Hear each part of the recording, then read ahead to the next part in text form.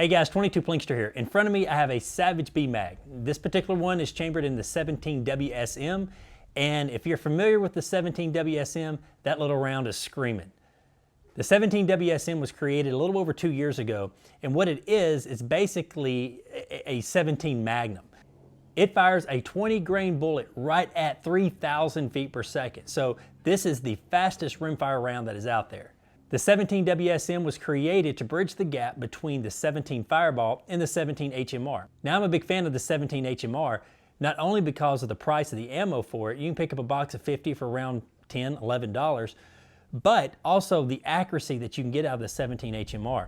It is very accurate at 100 yards. I can consistently get sub-MOA groups at 100 yards, and for small game hunting, it's perfect. You're probably asking yourself, why do I want a 17 WSM, or why is there a market for the 17 WSM? The reason being, a lot of it is, the 17 HMR, it's a great round. It's a great, you cannot argue that is a great small game hunting round up to about 150 yards. After 150 yards, the 17 HMR, it starts to trickle off. You don't get a lot of foot-pounds of energy that far down range shooting a small 17 or a 20 grain bullet out of a 17 HMR. The Target model, which is in front of me, has a stainless steel barrel, an AccuTrigger, which Savage is known for, and on top of it has a Bushnell Legend Ultra HD 4x14 scope. I really like this scope. I have it on a lot of my setups. I've used it on prairie dog hunts in the past, and it has been a great, reliable scope. And also, it's very clear on this particular setup. It's perfect. Now, since it is the Bmag, guess what? It uses the Bmag. I know when Savage first came out, when they came out with the Bmag and the 17 WSM, that there was a lot of problems, okay? You've read the forums, you've seen the videos about the particular rifles not holding groups. And I read those forums, and I kind of held back doing a review on this particular rifle just because of that. Some rifles, they shot great. Some rifles, a lot of people had a lot of problem with them. But I think Savage fixed that by going with a different stock. Reading in forums and blogs and watching videos, I think a lot of the problem with the accuracy was the Savage stock that they had the Bmag set on. Now, with this particular Target stock, I've shot over 100 rounds with it. I haven't had any flyers. This rifle shoots lights out. To this date, there are 3 different manufacturers who make ammunition for the 17 WSM. One being Federal with their American Eagle, that they make a 20 grain bullet for theirs. Winchester makes 20 and 25, and Hornady also makes some 20 grainers. It's a flat shooting round. Now, it is loud. You do need to be using hearing protection when shooting this round. A lot of people think just because it's a rimfire that it's not going to be loud. This rifle is very loud, so always use hearing protection when shooting it. It's got a heavy barrel. The stock, the thumb hole stock on this particular rifle is, the laminate stock, it fits your hand perfect. There's just a lot of good things to say about this particular rifle. The MSRP on it is around $575. And so you can probably pick it up in your shop for around $500, maybe a little bit less than $500 if you find it on sale. Enough talking about it. Let's go to the range and shoot it. All right, I'm gonna be firing some 25 grainers first. I've got a target down there at 100 yards. I have another camera downrange where you can actually see the hits on target. Now, you can't tell it in the video, but there is a good 5 to 10 mile an hour wind blowing from right to left. So if you ever shot the 17 HMR or a 22, anything in the rimfire, you know that the wind does affect it some. So hopefully I can shoot a pretty good group today downrange. So let's just give it a shot.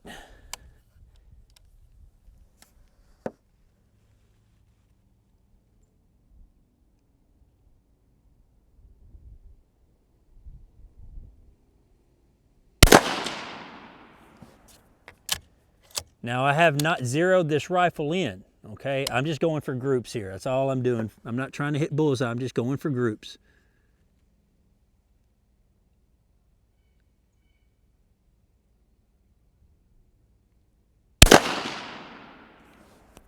Not bad. Looks like they're maybe a ½ inch apart.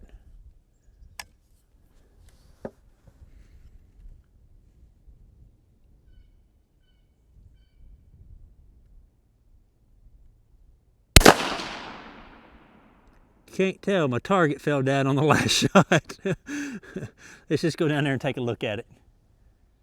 All right, after looking, this is the 3-shot group.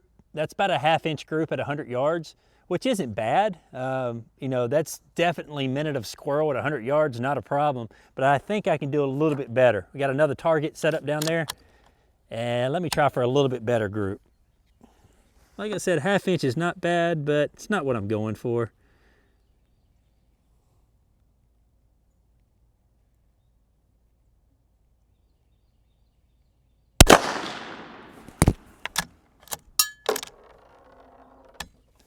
Got wind blowing from my right to my left, so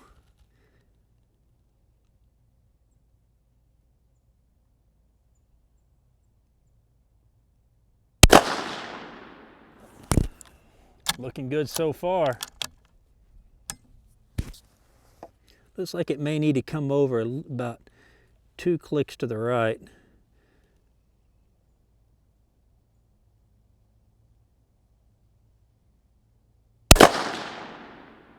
Now that right there is a pretty good group. That's looking a little bit less than a 1/2 inch. So like I mentioned before, this rifle will shoot. And you know, a couple years ago when Savage came out with these rifles, the big problem was it wasn't holding a good group. But as I showed 2 different times with these 25 grain bullets, that, you know, this thing will shoot half MOA all day long. All right, here is the second target I shot. About a 1/2 inch group, okay? Maybe just a tad more than a 1/2 inch, maybe about a 5/8 inch group.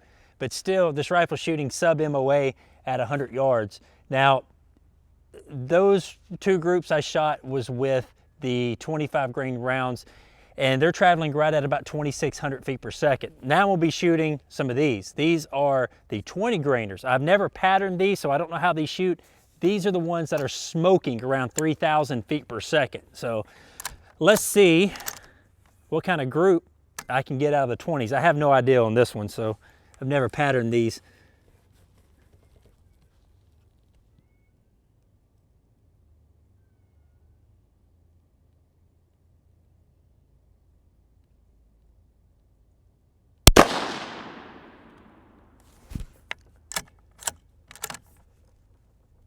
Okay, it looks like that one went at about, that was about 11 o'clock. Here comes some wind.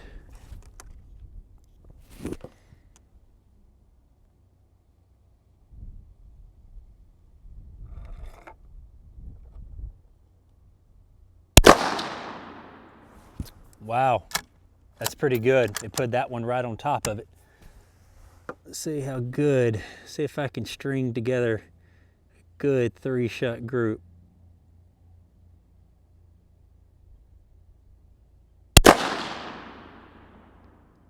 My friends, that is a group.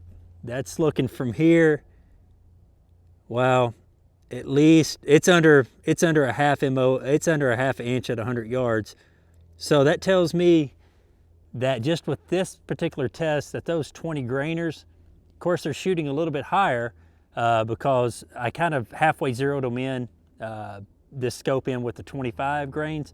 But these 20 grainers, oh my word, that is awesome. And like I said before, my wind is going from this direction to this direction, so it's kind of blowing those light rounds to the left a little bit. But holy cow, I'll take that any day of the week.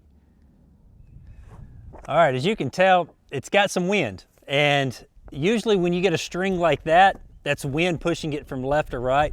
So on a calm day, I guarantee you this rifle will shoot quarter MOA at 100 yards. I almost guarantee you. That is an impressive group. So that shows me that the 20 grainers are shooting a little bit better than the 25. Now, I'm going to attempt something. Off of camera, I'm going to zero this thing in a little bit better with these 20 grainers at 100 yards. And I'm going to try to split a playing card at 100 yards with a little 17 caliber bullet. Can it be done? I don't know. Let's give it a shot. All right, I have a playing card set up down there at 100 yards. Now, I've split a lot of playing cards before with the 22 and other calibers, but I've never attempted to split a playing card at 100 yards, much less with a 17 caliber bullet. So let's give it a shot. I've got another camera down there. I'll wave at the camera. I don't know if you'll be able to see me or not on it. If I get this wind to lay down.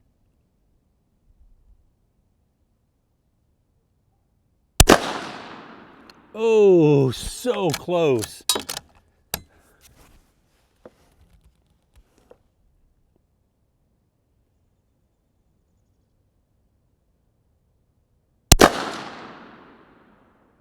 Oh, don't know where that one went. I didn't miss it by much. All right, third time's the charm here.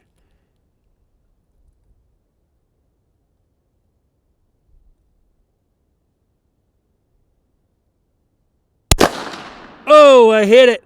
Oh, but it didn't split it totally in half. All right, I don't count that. I don't count that at all. I'm gonna put another playing card up there, and I'm gonna split a playing card all the way in half at 100 yards. All right, so close. All right, now I didn't split that playing card totally in half. I'm not satisfied unless I get a total split at 100 yards. And you can barely see the edge of a playing card at 100 yards, let me tell you, with a 14 powered scope.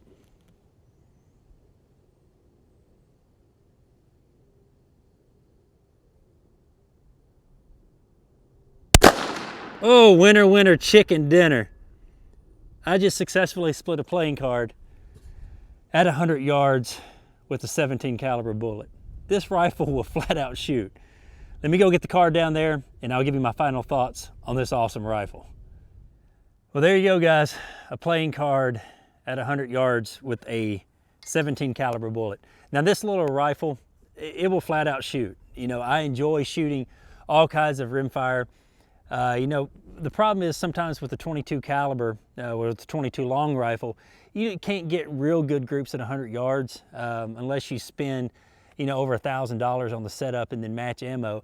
But, you know, with a rifle like this, you know, that you can probably pick up for around $500, and a box of ammo is going to run you 12, 13 bucks for 50 rounds. You know, you can shoot half MOA all day long. Now, something else I did not mention about this rifle, which makes it a little bit more practical. A lot of your WMA lands, such as your wildlife management lands, will only allow you to small game hunt and varmint hunt and that matter with only rimfire rifles. Now, Tennessee, I don't know if that's the law or not, but a lot of people, they don't have a lot of private land to hunt on, and they're forced to hunt on wildlife management land. Well, until now, you know, you were limited at about 150 yards, you know, with the 17 HMR. But now that they have a rifle that, you know, chambered in the 17 WSM, and especially one that shoots lights out like this, you know, you can increase your range of hunting on WMA land, you know, 200, sometimes 300 yards with this particular setup. Guys, thank you very much for watching. If you have any questions, you can come over to my Facebook page and ask me there about this particular rifle. Until next time, y'all be safe and keep plinking.